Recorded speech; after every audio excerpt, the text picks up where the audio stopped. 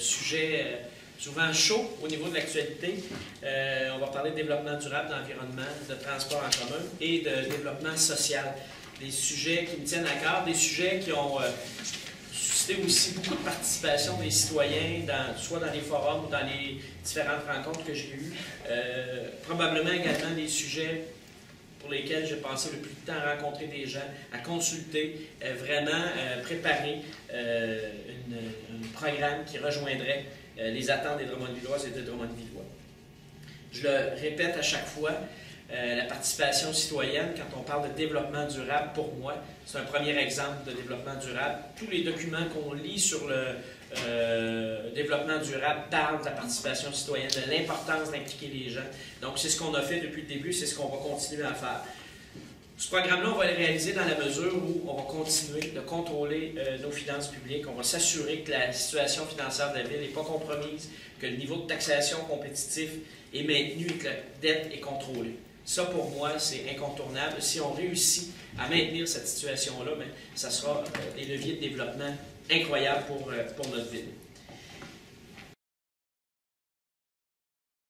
Ça m'amène à vous parler de l'avenir de notre site d'enfouissement. C'est une question qui a beaucoup divisé les Drummondvillois au cours de la dernière année. C'est un dossier qui, selon moi, a été particulièrement difficile parce que pour le citoyen ordinaire qui suit les nouvelles chez lui, on avait l'impression, je considère en faire partie, on avait l'impression que selon qui on écoutait, les nouvelles n'étaient jamais pareilles, les informations étaient contradictoires. Alors, j'ai passé beaucoup de temps à écouter les gens. Ce que j'entends des gens, et je le partage, les gens de Drummondville en ont assez de recevoir des vidanges, la rive sud de Montréal et de partout. Surtout, et particulièrement quand nous, à Drummondville, on fait des efforts incroyables, par exemple au niveau du bac brun, au niveau du recyclage, et qu'on sait qu'on reçoit des vidanges de gens qui, eux autres, n'ont pas ce souci-là. Donc, chez nous, on fait attention, mais on doit accepter des effets négatifs qui viennent de municipalités qui n'ont pas ce souci-là. Alors ça doit cesser le plus rapidement possible. Par contre, ça serait naïf de vous dire aujourd'hui que le 4 novembre, on va arrêter tout ça, on va fermer le site d'enfouissement, puis la vie va être belle.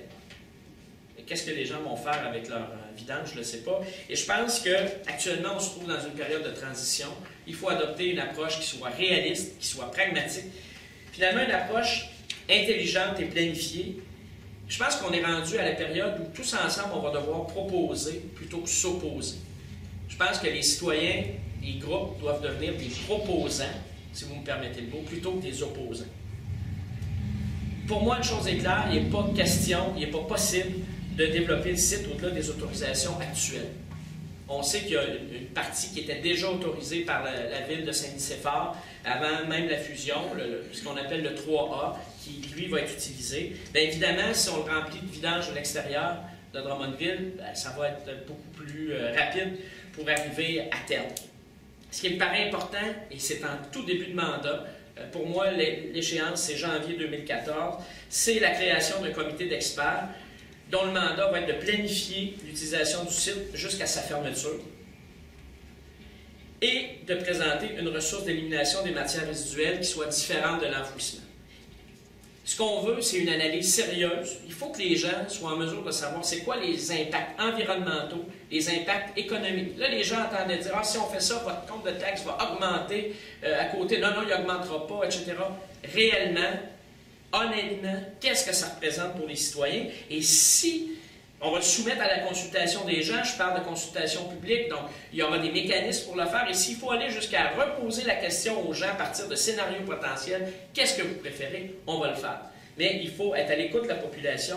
La population s'est prononcée par rapport à ça. Ce que la population nous a dit, c'est qu'on ne veut pas d'agrandissement, mais il n'y en aura pas d'agrandissement. Il n'y en a pas actuellement, mais il n'y en aura pas sous mon mandat, c'est certain. Qui devrait siéger sur un comité comme celui-là? Bien, d'abord, des représentants du ministère de l'Environnement, évidemment des représentants du conseil municipal, de la MRC de Drummond, des experts universitaires. On pense, par exemple, à l'Université de Sherbrooke, qui a un pas d'avance au niveau de la gestion des matières résiduelles. Il y a des gens là qui pourraient venir nous aider, des représentants de groupes écologistes. Je pense par exemple aux gens du GOG de Drummondville, mais je pense que ce serait intéressant qu'ils puissent se joindre à une démarche comme celle-là. Il y a des gens comme M. Forcier, comme Mme Tessier, qui ont une expertise intéressante. Ça serait le fun qu'ils acceptent de contribuer à cette réflexion-là pour voir où on s'en va à Drummondville, et évidemment des représentants des citoyens. Il y a des villes au Québec, il faut le dire, qui sont en avance sur nous autres dans ce domaine-là. Je pense à Varennes et Victoriaville. Je pense que mon intention est rapidement d'asseoir avec les maires de ces villes-là, de voir quelles démarches ils ont entreprises chez eux, comment ils ont fonctionné, ce qu'ils ont fait. Je vous invite, entre autres, à aller voir le site Internet de la ville de Varennes. Il y a un petit clip là, qui dure peut-être 3 ou 4 minutes sur ce qu'ils font, ce qu'ils développent. C'est assez impressionnant de voir ça, et je pense que si Varennes peut le faire, Drummondville peut le faire.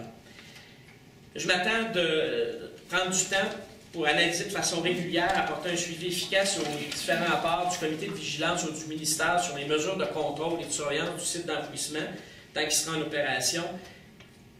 C'est un incontournable pour moi de s'assurer d'une diffusion fréquente à la population d'informations sur l'évolution du dossier.